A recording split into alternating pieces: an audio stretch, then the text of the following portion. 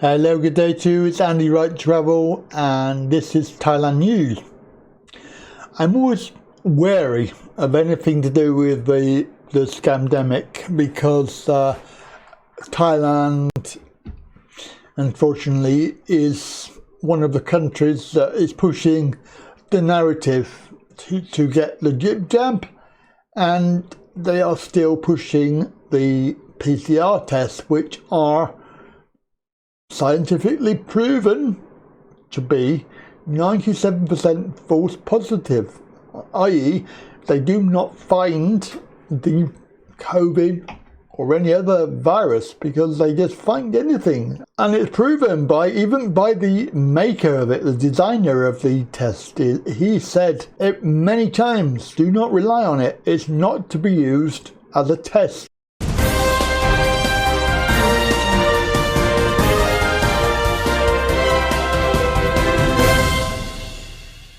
But unfortunately, every country around the world has ramped up the cases, and it's cases only, it's not actually infections. These are not people with it, these are cases determined by the PCR test.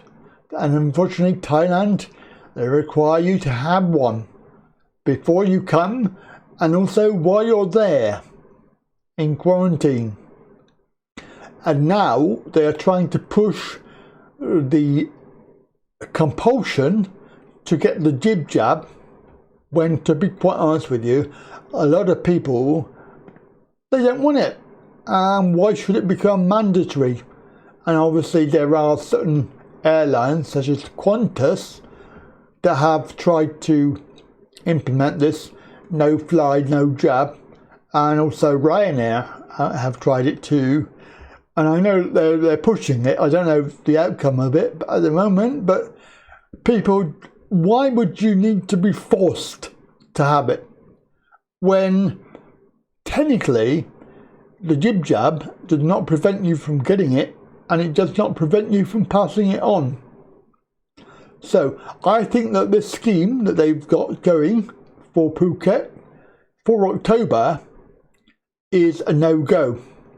As with any other plan that they come out with lately, where they're saying, you know, the STV visa, they've got the limited quarantining, blah, blah, blah, all the other schemes that they've come out with to try and get tourists back have failed because they don't work.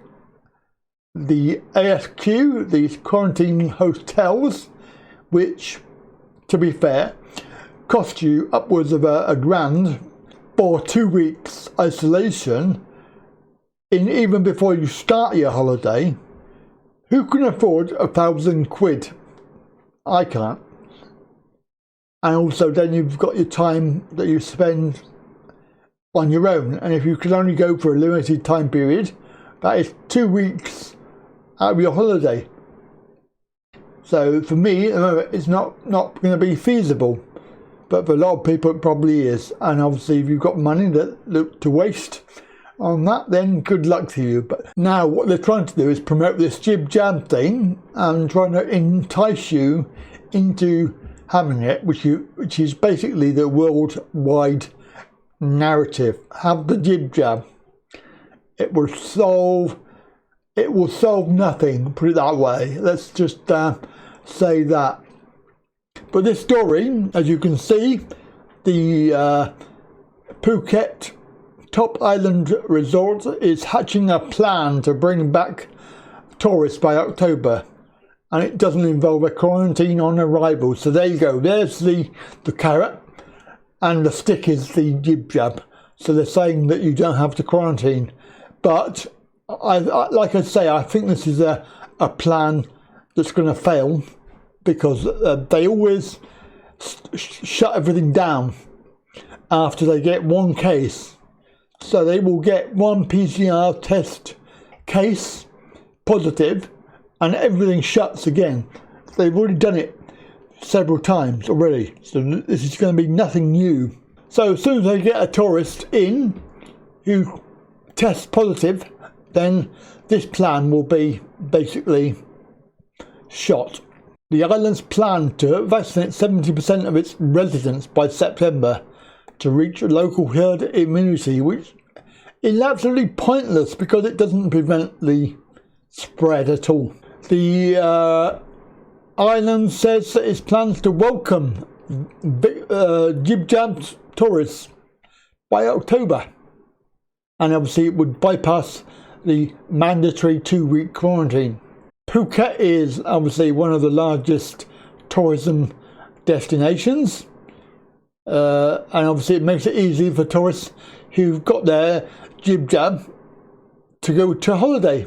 The problem is that Thailand have gone along the route of this worldwide plan of jib-jabbing everybody, whether they like it or not. I can see that this is going to be a problem at some point. But there we go. Here's the crux of the story. There's the main point of this story. It still needs to be approved. So they've announced this issue to get tourism going, but it's not even been approved yet.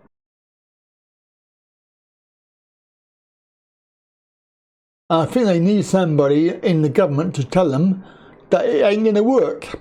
It does actually confirm that travellers were deterred by the required 14-day quarantine, which is quite a lot of money. It's paid for by the traveller. So, it does put people off. Now, they do admit that they do need international visitors. They're not thinking of making a profit.